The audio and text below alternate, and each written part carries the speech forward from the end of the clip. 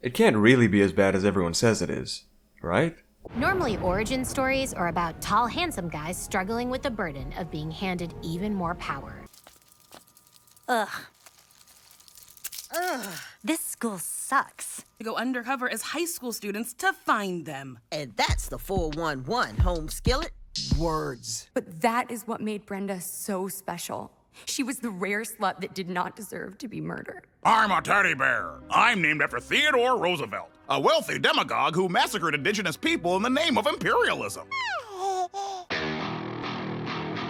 HBO's Velma follows the titular character as she tries to solve the mystery of her missing mother, Dia Dinkley. She's joined by Norville, her longtime friend and lackey who wants nothing more than to be the object of her affection. But she's more interested in Daphne. Or Fred. Or Daphne and Fred. Her romantic alignment changes like the hands on a clock, so let's just say that she's confused and move on for now. Daphne was a close friend of Velma's before she realized she could leverage her good looks for status and got tired of Velma's repulsive behavior, so now she hangs out with the popular girls and deals drugs right out of their high school. Her police mother's none the wiser. Minorities on TV can only deal drugs to escape poverty. Fred is also one of the popular kids, but he doesn't have agency in the same way Velma and Daphne do. He's narcissistic, arrogant, and generally incompetent. Okay, well, Velma is all those things too, so to be more clear, he's lived such a pampered life that his body didn't feel the need to go through puberty, and all of his screen time is occupied by examples of his impotence. It's not small, it's scared. Ooh, bunk beds. Hoisties. Cuddies. Crap, I'm all syrupy. Bathies! Welcome to the current state of things, where beloved characters from a decades-old cartoon have been redefined and repurposed for one very out-of-touch woman's vanity project. Mindy Kaling's Velma sees this updated version of the Mystery Gang dealing with the most depraved aspects of delinquent high school culture and tackling the case of a serial killer who's targeting hot girls. Why is the killer going after attractive teenagers specifically? I don't know. The Crystal Cove police suggest that's the case because the first 3 victims are hot, and that reasoning is never brought into question. A lot of things happen that defy common sense and all standards of writing quality, so moving forward it's better if you just let it happen. Such is the case with Velma's heart attack-inducing hallucinations. You see, since Velma's mother went missing, whenever she tries to solve that mystery, she is overcome by horrible visions that we are told could end Velma's life. It could be as overt as finding a clue, or as subtle as looking at her mystery board. During these moments of supposedly dire consequences, Velma can only be snapped out of her hallucinations by being validated, in one form or another, by those around her. I wasn't joking. Your face is why I get up in the morning. Norville, being the simp he is, professes his love for her so that she can combat the horrific hallucinations with side-splitting laughter. Of course, the idea that there could be anything between these two is so hilarious that it snaps her right out of her hallucinations. Velma's father, Amon, holds the belief that Dia wasn't kidnapped and just left the family because of how unpleasant of a child Velma was. And despite all the evidence affirming that idea, she insists foul play was involved. Amon helps curb Velma's hallucinations by believing her. And Daphne just makes out with her. How compelling. Even when there's no definite way to stop the hallucinations, the show finds a way to snap Velma out of them and keep the plot moving along. And when you consider how often the hallucinations abruptly intrude on the episodes, combined with the fact that they're never as deadly as we're told they are, it seems that the writers were just using these shocking visuals in place of logical scene transitions. What better way to blend a poorly thought out plot with a half-baked, inconsistent character trait than by adding artificial stakes to the mix after all? Speaking of which, solving the mystery of her missing mother is supposed to be Velma's core motivation, but it takes a backseat to whatever inane sitcom-imitating hijinks takes place episode to episode. The serial killer targeting hot girls is more so the focus of the show's overarching narrative, and even though these two plot threads are directly connected, you could be forgiven for forgetting that on account of all the bloat the show uses to pad out its runtime and shove ironic postmodern humor down the viewers' throats. Wow, after hearing that, I not only feel emotionally hooked, I understand the stakes of your journey, Velma. The first episode sets the stage with the murder of 2 hot girls and Fred being accused for them. Episode 2 is Fred's court case and Velma dealing drugs to pay Daphne for getting her mother's cold case file. Because, instead of handing it over willingly, Daphne demands $500. The episode needed tension to come from somewhere, making Daphne a greedy bint was the easiest option, I guess. From here, until the final episode, each one is dedicated to some twisted take on various sitcom premises with subplots that may or may not develop a character or advance the main plot. It's really a toss-up. Is the best way to prevent an attacker really just to become one? Works for Batman. Good luck tomorrow, girls. In episode 3, all the girls in the high school compete to see who's the least vulnerable in an uncreative and crude commentary on real-world issues, not the first and not the last. The dialogue in the self-defense training scene speaks to a massive ignorance on the writers' parts. The conversation plays out not like they're joking about how redundant what they're teaching is, but as though the folks behind the scenes genuinely don't understand what it is to feel threatened and need to defend oneself. Episode 4 sees the Crystal Cove police establish the HOPE initiative after noticing the pattern of the killer's victims being hot and female. Naturally, this means that Velma is tasked with drawing up a list of the 5 hottest girls in school so that police protection can be extended exclusively to them. In a shocking moment of self-awareness, Velma realizes she doesn't know the first thing about being attractive and so gets Fred's help compiling the list. But instead of thanking him for his help, Velma, being the forward-thinking intellectual she is, gives Fred a book to educate him on inner beauty. After reading this thing cover to cover, which is something I didn't know this Fred was capable of, but who cares, the writers clearly didn't, his entire perspective on beauty changes. After reading one book, he's not only uninterested in conventionally attractive women, he's head over heels for Velma specifically. The effects of feminist literature on weak minds cannot be overstated. Velma hands in the list and is then tasked with giving the potential victims Uggo lessons. Wait, so you're saying I get to actually release these girls from the shackles of the male gaze? Mindy Kaling clearly likes to have her cake and eat it too, because even though they're explicitly called Uggo lessons, the show treats the girl's transformation as a glow-up and then still has the audacity to proselytize at the audience afterwards, culminating in a dizzyingly stupid payoff for an already muddled message about the importance of being unique or something. I don't know, your guess is as good as mine. This wasn't an exercise in deprogramming, it's an exercise in slut-shaming. Right. No woman should ever have to change who she is or how she dresses to not be murdered. As if these teenagers acting like veteran call girls wasn't bad enough, episode 5 doubles down on sexualizing them by having their police detail disband because the girls are just too hot for them to handle. Mindy? Why don't you have a seat right over there? Why don't you have a seat right over there, please? Why don't you have a seat right over there, please? The stakes of this episode are that the band members sleeping over at Velma's place are getting hangry, but the town-wide curfew prevents them from getting food. What does that have to do with Velma finding her kidnapped mother? Nothing, until the end of the episode where she ends up in the back of a cop car with Principal Rogers, the only person who can progress her investigation at this junction. How convenient. Episode 6 very subtly reminds you that there used to be a dog somewhere in this IP by establishing a secret military super soldier project centered on swapping people's brains, I wonder how that ties into the rest of the story, spearheaded by Dr. Edna Perdue, Norval's grandmother. Despite Velma and Amon now being on the same page about Dia having been kidnapped, they do nothing to progress the investigation in episode 7. It starts with Velma reading all of her mother's old mystery novels in search of clues, and in the post-credit scene, the killer captures Fred. Everything in between is filler. Fogfest is this episode's stage and sees Velma disguise herself as a man in order to convince the townsfolk that partying in low-visibility weather with a serial killer on the loose is a bad idea, because nobody would listen to her as a female. Oh, how thoughtful and observed. Something funny about you. Not LOL funny, but more thoughtful and well observed, like a female-driven comedy. In the spirit of the abrupt and confusing hallucinations, the fog itself allows for objects and even people to mysteriously vanish and reappear without explanation. This, yet again, facilitates all the plot beats and shallow gags the writers wanted to include with minimal effort on their part. Speaking of which, episode 8 sees Velma fake one of her deadly hallucinations in order to guilt-trip Daphne into helping her, which gets the gang plus Norval's new love interest, Gigi, pinned under a boulder in a chasm. The conflict? Velma tries to blame Daphne for their situation, despite it being entirely her fault. The stakes? They can only get free by choosing one of them to be crushed by the boulder, and I could not care less. This show loves to artificially inflate the stakes and do nothing with them. It's all an exercise in how much the viewer can stomach before choking on contrivances and dead-end humor. The chasm they're trapped in just so happens to be beneath Gigi's family's cabin in the woods, and also above the serial killer's lair where Fred and the hot girl's brains are being held. Velma reunites with Dia, she doesn't remember who the killer is, we still have 2 episodes to cover, and my will to live is ever diminishing. No offense, but can we just let the actual doctor explain? Just being a white guy with a clipboard doesn't cut it anymore. Episode 9 is all about trying to keep Dia happy so that her amnesia doesn't get worse, because, we're told, if she can't recall who the killer is within 72 hours, she'll forget forever. I'm on the edge of my seat. Velma tries and fails to improve her mother's condition within the allotted time, but it doesn't matter because she suddenly remembers that she was the killer all along. And finally, episode 10 reveals that Fred's mother, Victoria, was actually the killer. She learned how to hypnotize people from her father, who stole the credit for Edna Purdue's work on brain swapping. When Dia got too close to the truth, Victoria hypnotized her into building a lab beneath the Joneses' house, which she would go on to use for further brain swapping. Why, I hear you ask oh so eagerly? Because Victoria didn't want to see the family business run into the ground by her dimwit son,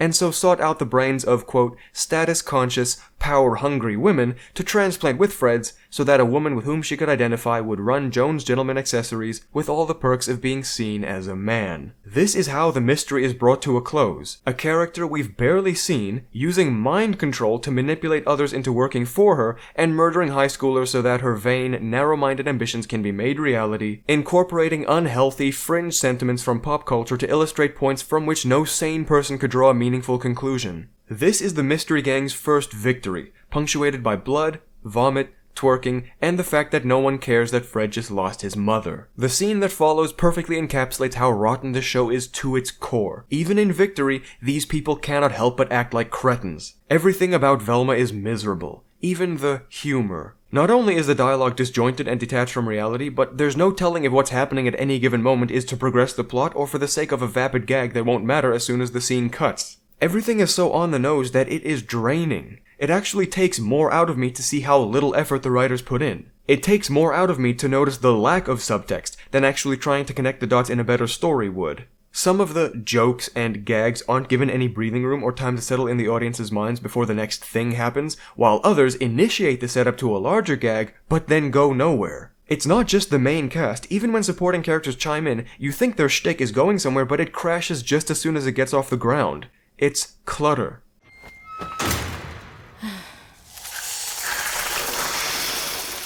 Nope. Ugh. I know who killed Brenda. Oh my god, who? I left you 6 more VMs. So I guess what I'm saying is, I don't know who killed Brenda. Damn it, Norville. You're wasting my time. I don't know any jokes, but my mom's loved my impression of my Aunt Cindy. I'm sad my husband died. Anything? Wrong! It is a good idea! I can run the family business! Oh, wait, you just agreed with me. Sorry, I'm just sensitive from always being wrong about everything. I'll tell you everything when we get out of here. Now get in this mystery jalopy! The characters are speaking to the audience, either with meta-references or by stripping their actions of any semblance of ambiguity. There is no subtext, just words strewn about a page like entrails in an abattoir. You know what 420 is, right?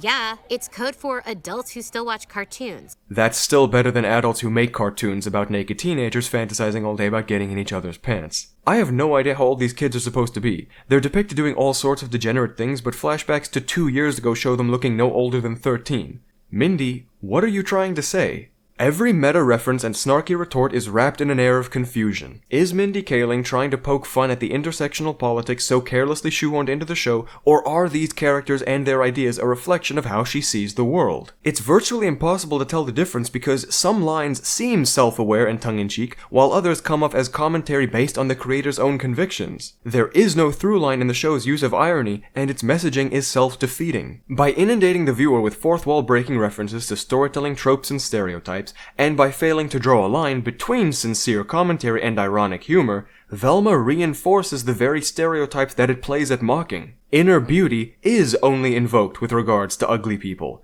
Attractive characters are just one-dimensional eye candy for the audience. Popular girls are shallow and power-hungry.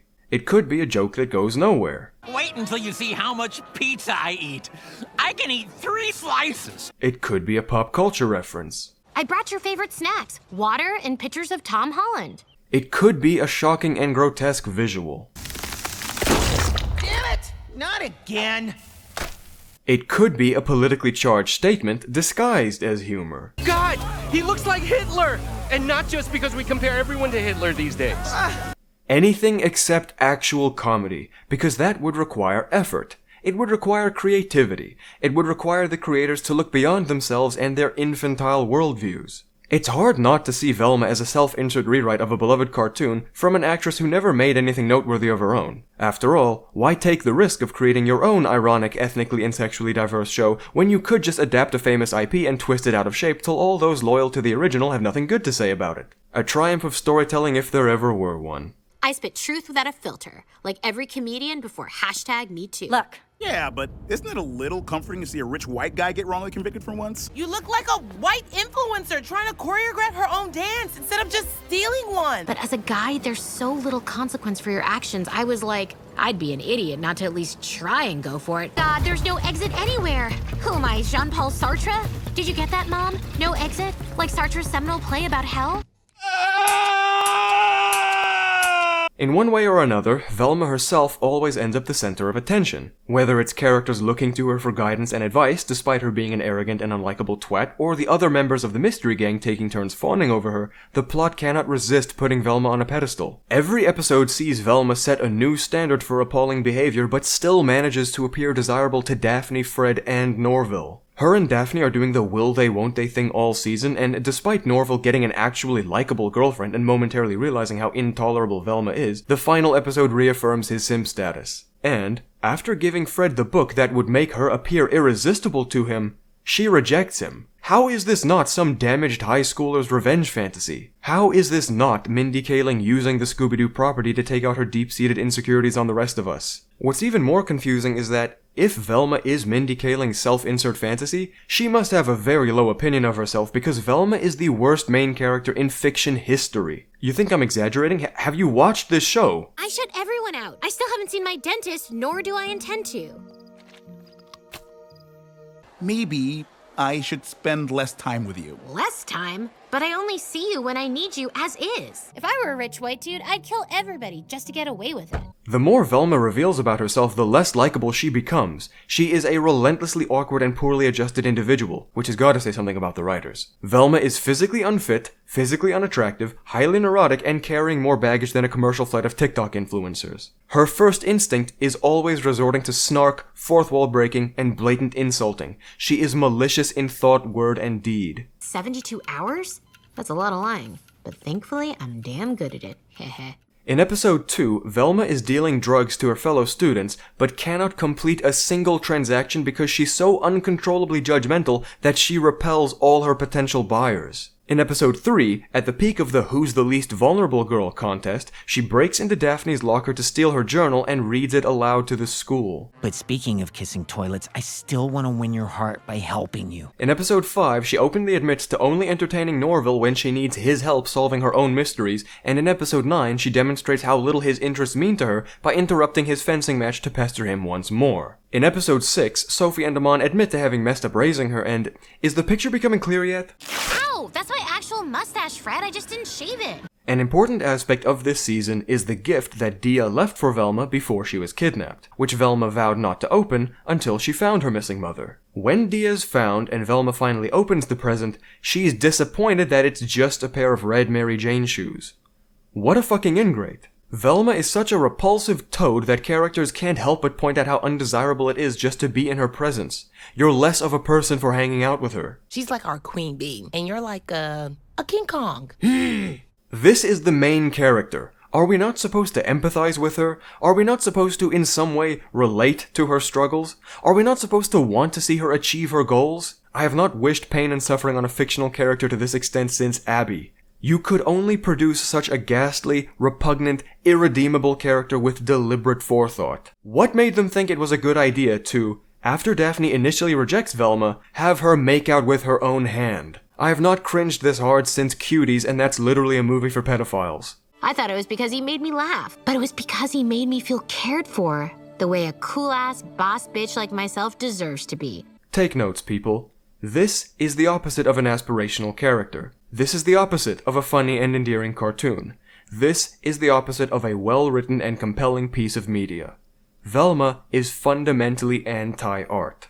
Art is a product of creative ingenuity, refined first by the intentions of the creator and second by the interpretations of the viewer, limited only by imagination and capable of communicating events, emotions, and lessons through abstract means. Criticism of art is not only par for the course, but necessary in order to fully appreciate the significance of a work. Once a piece of art has been produced, its meaning is no longer solely in the hands of the creator. It is now an entity unto itself, the merits of which would, ideally, be able to be understood and interpreted across time, not restricting our perception of reality, but expanding and enriching it. A truth we'd be damned for forgetting is that the best works of art out there embody, explore, and reflect beauty in one form or another. You may think that this is too reductive or pretentious, but artistic beauty can be found everywhere, in nature as well as in man-made machinations, themselves a product of nature. It is human to admire a sunset, to smile at a chubby-cheeked infant, to pause for the chance to see a rare animal in the wild, just as it is human to appreciate art.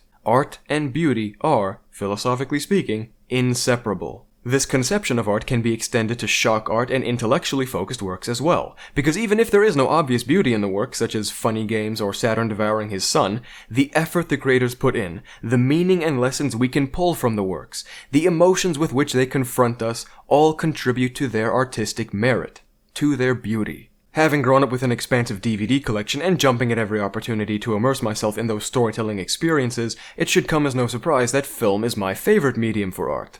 Can you dig it? Beauty is present when Roy Batty laments his mortality just as much as when 12 men deliberate the fate of a complete stranger. There is beauty in everything from the bride taking on the crazy 88 to Will Hunting breaking down in Sean Maguire's arms. It was beautiful when Kevin McAllister hospitalized those burglars, and it was beautiful when John Connor first laid eyes on the T-800. Oh Captain, my Captain, fava beans, what's in the box, you can't handle the truth, and funny how. Can you dig it? Making art is not easy, but it is important, because life is predisposed to suck, and we, as humans, are predisposed to dwell on it. Art is meant to elevate the soul, to expose us to the uncharted territory of existence, to capture and instill in us a sense of awe and wonderment. Art is a craft comprised of countless mediums, some of which we're still in the process of discovering, and as such almost defies strict definition. In such a broad realm of creative expression, it is challenging to narrow down exactly what we expect from and revere about it. But if one thing is for certain, it's that art is not ugly. Art is not meant to depress the viewer and devolve their understanding of reality. Art is not a medium for regression or restriction of the senses. Art does not exist to affirm your preconceived notions about the world. It's there to challenge your perspectives and potentially teach you something. It can be as simple as enjoying seeing manure get dumped on the neighborhood bullies, or as involved as deconstructing man's place in history after the advent of AI, but it is not ugly. And maybe you disagree, offering that shallow, immature, and ugly creative works are art, they're just bad art, and I welcome the disagreement. But to circle back to the point that sent me on this tangent, Velma is fundamentally anti-art. You going from Daphne to Velma is worse than going from a beloved cartoon to a playful reimagining. No, Mindy, you don't get to do that. You don't get to take a renowned and cherished fiction hostage in order to play out your own disgusting fantasies with it and then gaslight viewers into thinking it's a playful reimagining. You know the difference between lighthearted fun and mocking, twisting, and perverting iconic characters and what they stand for. Zoinks, Jeepers, and Mystery Machine, terms inextricably tied to the original Scooby Doo show, are now the names of drugs Daphne sells at the school. What are we selling? Oh, just the usual. Zoinks, Jeepers, Mystery Machine, and of course, ganja. That is not how you reincorporate old ideas into a modern framework. It's the abuse of what was once innocent and wholesome. These characters are unrecognizable. This world is nonsensical. The plot is dysfunctional and the experience is miserable. Everything is dirty and disquieting. Crystal Cove High School is covered in roaches and tampons. Its students are paraphilic, high on drugs, and generally contemptible human beings. Daphne's hair is orange because her mother smoked excessively while pregnant with her. There is no pretense of art here. Velma is a campaign of corruption, an exercise in desecration, a poisonous perversion of a touchstone cartoon that cannot hope to reach the cultural impact or artistic merit of its progenitor and so does not bother trying. In recent memory, there has been a concerted effort in all aspects of storytelling to dilute, warp, and subvert the most influential and beloved pieces of media from the last century, and Velma is just the latest piece of filth in that ongoing psyop. You are meant to hate this show. And so, I ask all of you with the utmost sincerity, don't.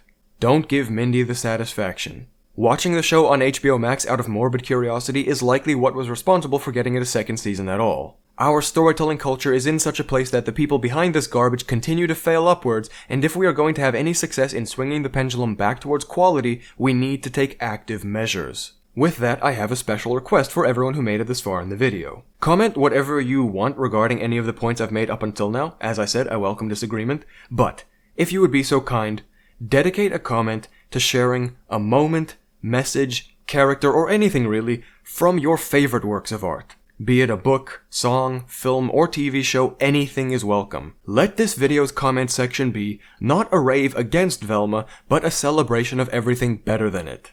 To be perfectly clear, I don't hate Velma. I watched it with a persistent sense of dread and discomfort, but I don't feel anything strongly for it. I have no personal stake in its success or failure, but I do enjoy the analysis and discussion of art, and this video is my way of expressing my criticisms of the show. I call it as I see it, and while I'm not afraid of spicing up my commentary, I don't believe anything I said here was disingenuous or exaggerated. Velma really is that bad. The funniest thing about the show is that anyone would believe she got an A in gym class, but no, I'm not getting started again. Let's not focus on the depths of human creation, let's have fun sharing our favorite aspects of storytelling from our own experiences in the comment section. I'll start. My comment will be somewhere down there, not pinned, of course. Also, please be sure to include a spoiler warning wherever necessary, could be at the beginning of the comment, could be somewhere in the middle, you'll know. Anyway, thanks for watching, see you next time.